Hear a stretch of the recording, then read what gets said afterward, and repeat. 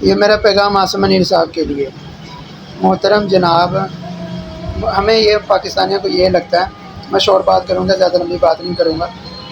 ہمیں پاکستانیوں کو سب کو یہ لگتا ہے کہ جو سانحہ مرید کے ڈی چوک اور آزاد کشمیر اور یہ بھی سانحہ رابلہ کوٹ وغیرہ،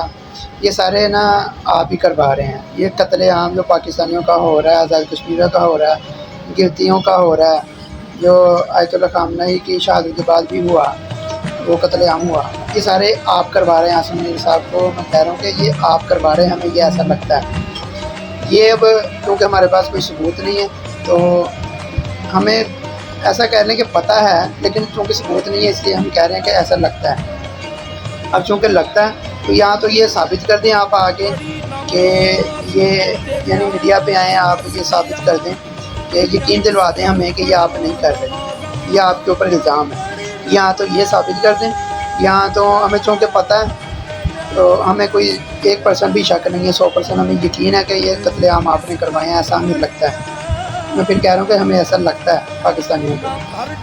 باقی لگنا صحیح بھی ہو سکتا ہے، غلط بھی، کیونکہ ہمارے پاس ثبوت نہیں ہے اس لیے میں کوئی ٹھوس بات کر نہیں پا رہا۔ کیونکہ ثبوت اگر ہوتا بھی تو آپ اتنے طاقتور ہیں پاکستان میں، کیونکہ اللہ تعالیٰ سے زیادہ طاقتور تو نہیں ہو سکتے، لیکن اتنے طاقتور ہیں کہ تو یہاں ثبوت مٹائے جاتے، یہاں اگر کوئی گواہ ہوتا تو وہ گواہ کو بھی قتل کر دیا جاتا ہے۔ یہ بڑی آسانی سے آپ کر لیتے ہیں، ہمیں ایسا لگتا ہے، یہ لگنے کی بات ہو رہی ہے۔ تو اب محترم سیدھی سی بات کروں گا، اگر آپ کو یہ ایسا ڈر ہے، یہ سارے قتل عام کرنے کے بعد، یہ سارے ظلم کرنے کے بعد آپ نے وہ کیا استثناء بھی اسی ڈر سے لیا نا کہ اس کے بعد اگر میری ریٹائرمنٹ کے بعد بھی مجھے کوئی ہاتھ نہ لگا سکے، مجھے کوئی سوال ہی نہ کر سکے، استثناء لیا۔ حالانکہ کسی نے وہ خلفاء کے دور میں، وہ انبیاء کے دور میں کسی نے استثناء نہیں دیا، کسی نے ایسا نہیں کہا کہ مجھ سے کوئی سوال ہی نہیں پوچھ سکتا، میں کچھ بھی غلط کروں صحیح کروں، چلو وہ بھی ٹھیک ہے۔ یعنی اس سے پتہ چلا آپ کے اندر یعنی ڈر ہے کہ مجھے اب اتنا ظلم میں نے کر دیا ہوا ہے، چاہے مجبوراً کیا ہو، جیسے کہتے ہیں نا ایک جھوٹ کو چھپانے کے لیے 100 جھوٹ بولنے پڑتی ہیں، تو آپ نے بھی ایک ظلم کو چھپانے کے لیے کئی ظلم کر دیے، ہمیں ایسا لگتا ہے، پاکستانیوں کو نا ایسا لگتا ہے۔ اب محترم بات یہ ہے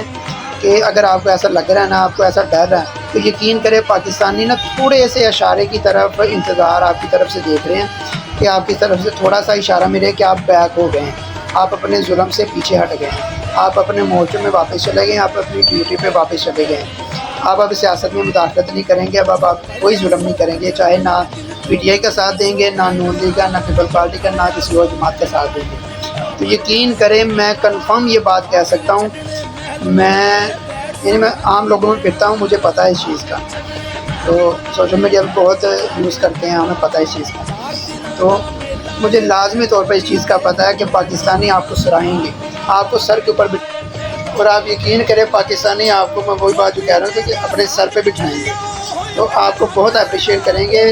آپ استثناء بھی لے لیا ہوا ہے، یقین آپ کو کچھ نہیں کہیں گے ہم پاکستانی، آپ نا بس یہ کام چھوڑ دیں، یہ قتل عام چھوڑ دیں، یہ ظلم بند کر دیں، پلیز ایسا کریں گے آپ۔